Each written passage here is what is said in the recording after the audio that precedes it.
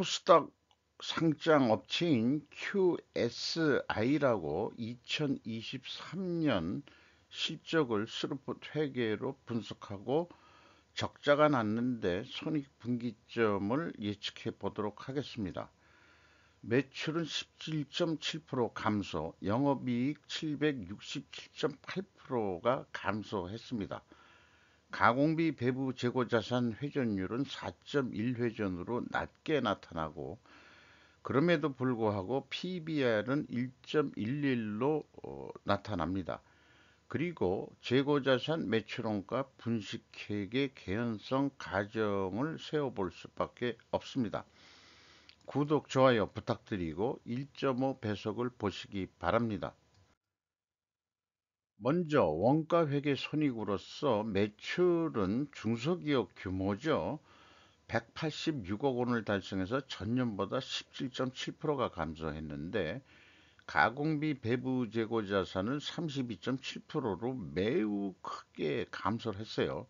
스루프 관점에서는 참 잘했다 이렇게 얘기를 할 수 있는 상황입니다. 원가 회계에서는 재고의 감소는 이익의 감소이기 때문에 적자 폭이 더 커지는 거죠. 매출 원가가 3.4% 증가했고 매출 총이익이 77%가 감소했습니다. 판매 관리비가 21%나 높게 증가했어요. 그 결과 영업이익은 마이너스 40억 8,600만 원으로서 영업 적자가 났습니다. 382.6%가 하락을 했습니다. 영업이익률 무려 마이너스 21.9%로서 28.3%가 하락을 했고요. 생산성도 0.25포인트가 하락을 했습니다. 이 QSI는 반도체, 레이저, 광반도체 관련 제품 등의 제조 판매를 한다라고 소개를 하고 있습니다. 스루풋 회계로 분석한 결과는 매출에 비례하는 매출 재료비는 44억 7천만 원으로서 매출은 감소했는데 재료비는 34%가 크게 증가했어요. 그래서 이거에 그 갭에 의해 가지고 갭이 51.7%인데 이거에 의해서 원재료 가격이 대폭 상승을 했다. 이렇게 1차 추론을 해볼 수 있겠습니다. 수루분율이 9.2% 하락했고요. 운영 경비가 11.6% 감소했습니다. 그 결과 TOE 생산성 0.85로 0.17포인트가 하락을 했고 스루풋상으로 영업 손실은 25억 5,600만 원으로서 원가회계 영업이익보다는 15억 3천만 원이 더 이익이 난 폭이나 마찬가지가 되겠습니다. 이것은 앞서 원가 손익에서 미리 표현했듯이 가공비 배부 재고 자산이 매우 큰 폭으로 감소했기 때문에 그렇습니다. 재고자산 명세를 보면은 제품과 제공품 가공비 배부 재고자산이 20억 6,300만 원이 감소를 했습니다. 주석 데이터를 모두 문자 속성으로 공시해서 정보 이용자들로 하여금 애를 먹게 하고 있다. 이런 기업들이 가끔 나오거든요. 숫자를 표현했는데 그게 엑셀 작업으로 작업을 못하게 문자 속성으로 하면은 재입력을 해야 되는 거예요. 그래서 우리는 이렇게 공시하는 기업들을 우리는 싸가지가 없다라고 제가 좀 어, 분노를 좀 표출하고 싶네요. 분노라고 하는 게 맞을 거예요. 숫자를 왜 문자 속성으로 공시를 하는지 모르겠어요. 자기들 거고 보지 말라 이런 뜻인지 그 저희가 의심스럽다 이런 얘기예요. 비용의 성격적 분류 내용이 A가 그 제품과 제공품의 변동이라고 해서 WCAI에 해당하겠죠. 그리고 원부 재료의 사용액이라고 되어 있으니까 표준적인 방법을 쓰고는 있습니다.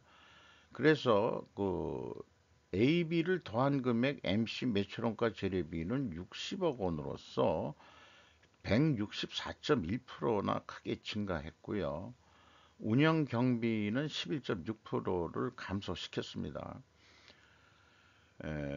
이 매출 재료비의 그 급격한 변동들이 이 원재료 가격이 이만큼 큰 변동이 실질적으로 있었는지 나중에 한번 그 해당 항목에 가서도 좀 확인해 보도록 하죠. 운영 경비에서 판매 관리비를 뺀 것이 가공비가 되겠는데 가공비도 내려갔어요. 금액상 21.8%, 가공 비율은 5.9% 하락했고 재료 비율은 5.9% 상승했습니다.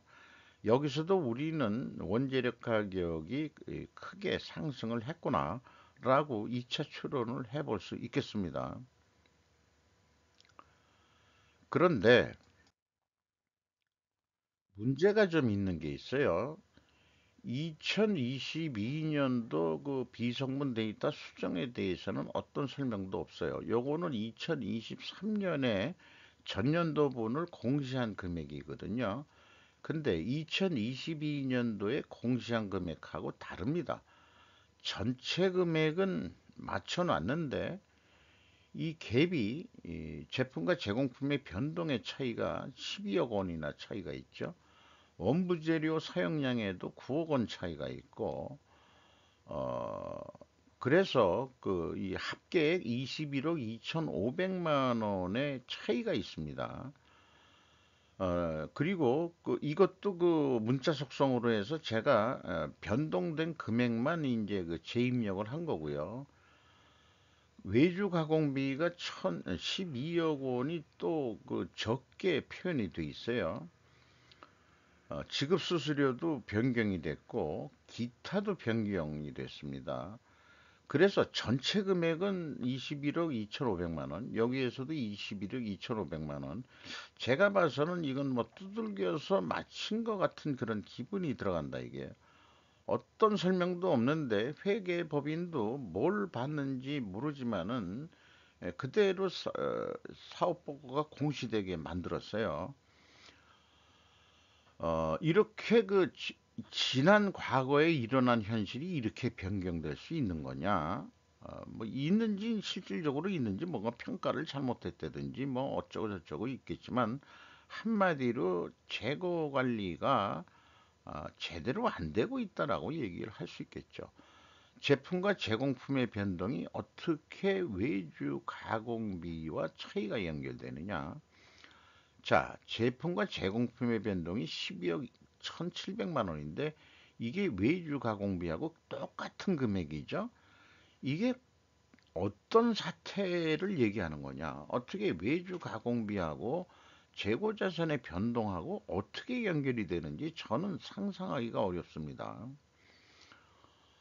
원부 재료 사용량과 원재료 투입액과 연결이 불가하다. 그래서 회사에서 표현된 거로는 원재료 투입액이라고 표현된 게 있어요. 10억. 근데 부재료도 있긴 있습니다만은 원부 재료 사용액은 여기 43억으로 돼 있죠. 그 전체적으로는 저기 예, 요거가 그 비성분에서 제가 계산해낸 거. 요거하고 그 나머지가 그럼 부재료인지 이 데이터들이 뭔가 신뢰성이 좀 떨어집니다. 2022년도 오류분을 2023년에 수정했다고 보이는데 그것을 기타 속에 버무려 넣어 버렸습니다. 2022년 매출원가 분식회계 개연성 가정을 그러니까 세우지 않을 수가 없습니다. 그래서 스루프 타임즈에서도 얘기를 했지만은 불합리한 금감원의 연간 사업 보고서 재무제표는 3년치를 공시하게 하면 합니다. 이렇게 연간 사업 보고서는 3년치를 공시하게 해놔요. 그런데 주석은 2년치만 하게 돼 있어요. 그러니까 이런 똑같이 해줘야지 저렇게 그 이 전년도분을 살짝 바꿔치기해도 모른다 이거죠. 회계 투명성을 입증하기 위하여도 주석도 3개년치를 공시해야 한다라고 제가 그 스루퍼 타임즈에서 미리 예견한 것 같은 그 필요성을 알려주기나 한 듯이 랜덤에서 뽑은 데지만은 이렇게 레이더망에 걸렸습니다. 재고자산 1단계 회계 투명성 검증에서 총 제재 비용의 차이가 있는데 요게 뭔지 찾을 수가 없습니다. 연속 3개년 이상 이렇게 차이가 있다 그러면 뭔가 나름대로의 기준이 있을 건데 이게 투명하게 추적할 방법이 없어요. 그래서 1과 2의 재고자산 변동 범위는 제품과 제공품으로 표기는 일치하는데 금액의 갭이 있죠. 2023년도 매출원가를 줄여 2024년도가 요게 거꾸로 플러스로 20억이 되는데 한 4억 8,400을 매출원가를 줄여 영업손실이 작게 나오게 했다. 아, 요렇게 하는 거죠. 3년 연속 매출원가를 작게 나오게 이것도 작게 나오게 하고 이것도 작게 나오게 해서 에, 그 매출원가를 줄여 그 이익이 좀 많이 나오게 그렇게 결산하고 있는 거 아니냐 이렇게 생각이 들어갑니다. PQ 총 제조 비용의 갭이 1단계에서의 갭과 또 똑같은 금액이고요. 이게 뭔지를 도저히 찾을 수가 없다 이거죠. 그리고 현금 흐름표 기준은 맞췄어요. 회계법인 외부 감사의 능력은 현금 흐름표 기준밖에는 안 될 것이라고 제가 폄하 발언을 좀 해야 되겠습니다. 회계 감사를 받는다고 하더라도 와서 감사하는 애들이 저처럼 1단계, 2단계 이런 식으로 분석은 해내지 못할 거예요.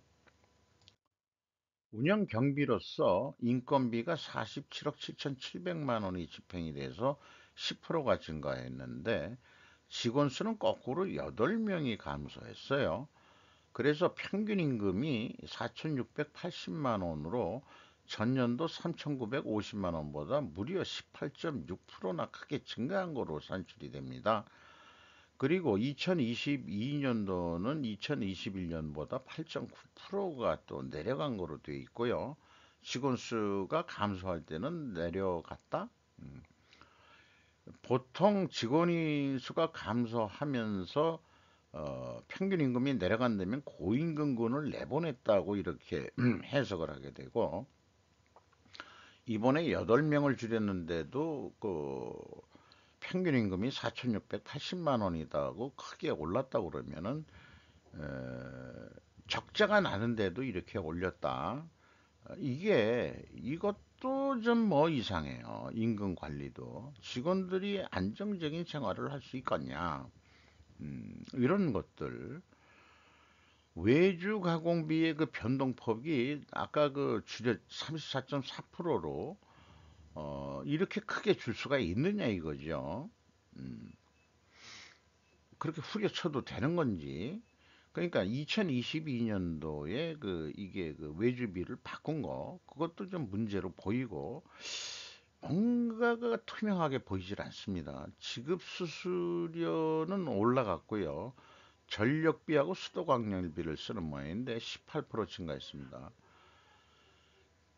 대기업, 중소기업의 그 일자리 비율이 12대 88 근로소득 격차 걱정해 주는 뉴스 보도들이 많습니다. 코스닥 중소기업 회계 투명성부터 정립하라.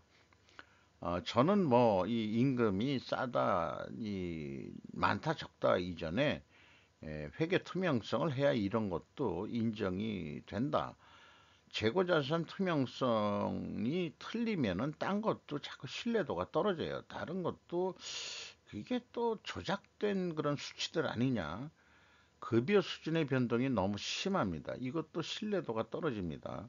외주 가공비와 재고자산을 가지고 주로 매출원가를 조작했다고 저는 판단이 됩니다.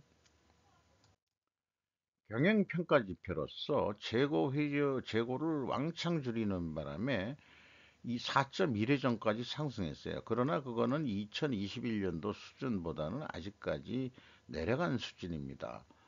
스르폰율이 떨어졌죠. 이렇게 역방향이면은 분식회계 개연성 가정을 쭉 세웁니다. 나머지는 생략하겠습니다. 그래서 이것은 역방향으로서 회전율은 상승하고 스르폰율은 하락했다고 분식회계 개연성 가정 카테고리에 들어가는데, 이것을 반증하려고 그러면은 원재료 가격이 하락하고 판매 가격도 하락했다라고 입증을 해야 됩니다. 그리고 필연적으로 존재할 다른 증거를 찾는다면은 수량으로 재고 회전율을 산출해서 보여줘야 된다. 원재료 가격 추이는 없어요. 투입액을 쓴 거죠. 아까 그 보여드렸습니다만은 검증할 수가 없습니다. 원재료 가격이 크게 상승했다는 거에 대해서. 제품 가격은 내려간 것으로는 입증이 돼요. 21%나.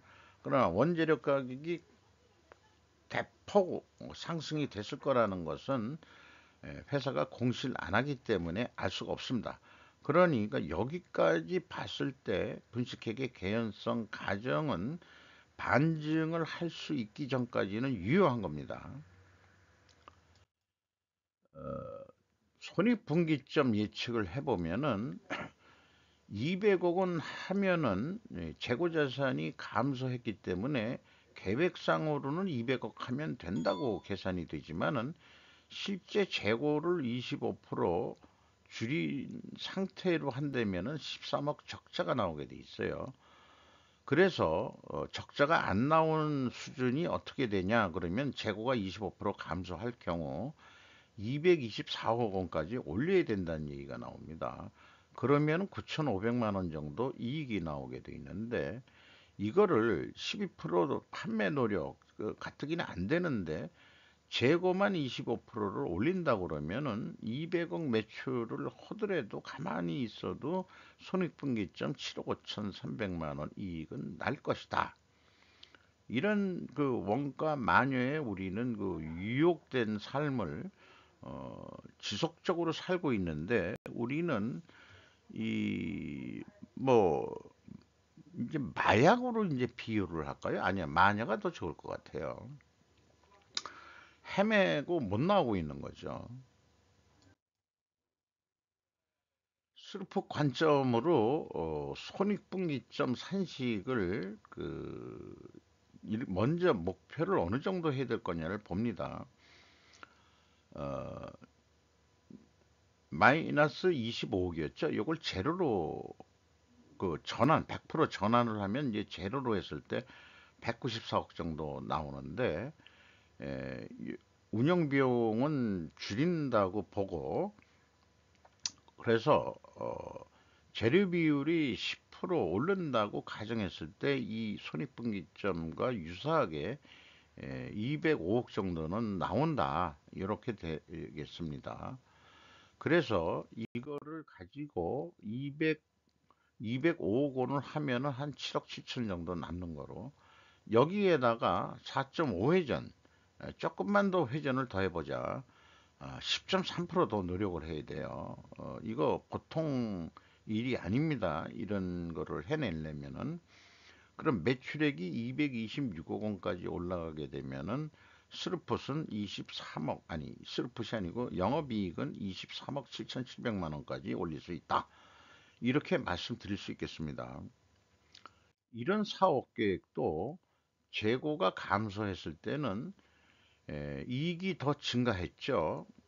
그러니까 영업 손실이 더 줄어들었다는 얘기니까 판매가는 원가회계보다 높게 일반적으로 나오게 되어 있습니다. 요 카테고리 범주에도 들어갑니다. 그러니까 제 계획이 그렇게 무리한 게 아니다.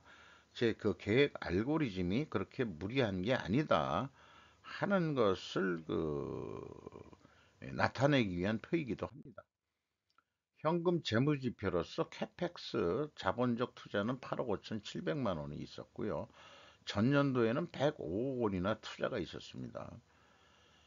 세후 현금 순이익은 2억 6,800만 원 돈을 벌었고, 그럼 수익률로는 0.3%, 전년보다 크게 내려갔죠. 계속해서 내려가고 있어요.